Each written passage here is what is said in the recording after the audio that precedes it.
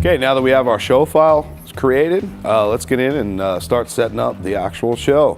What we're gonna do is start naming and coloring our channels. So let's go to the console. Again, two ways to get to the input naming sheet. I personally like to use the screen access buttons, which is right here. This will bring up the screen. Another way to go ahead and do that is, let me get back to the home page there, is just by putting the drop-down menu, and we can go over here to the input sheet. Okay, so as you see, we have two tabs up here, channels 1 through 80. As you see, that's what's selected, or our remaining 81 through 44. There's separate tabs for the other outputs and stuff like that, but for now, we're gonna do the inputs. So we're just gonna name and color a few channels and just kind of show you, give you the hang of it. Okay, so here we got input 1, and traditionally input 1 would be the kick drum.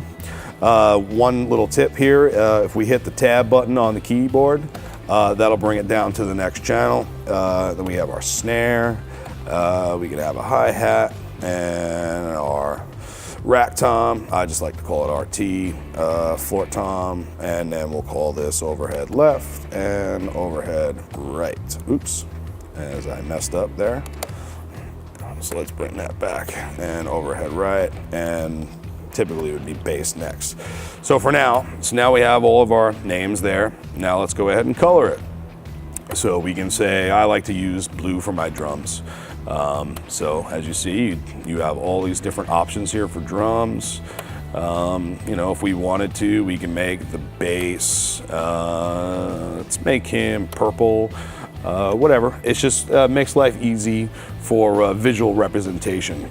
Usually all my outputs, main vocals, like everything priority, I like to leave that for red. You know, it's just the easier workflow.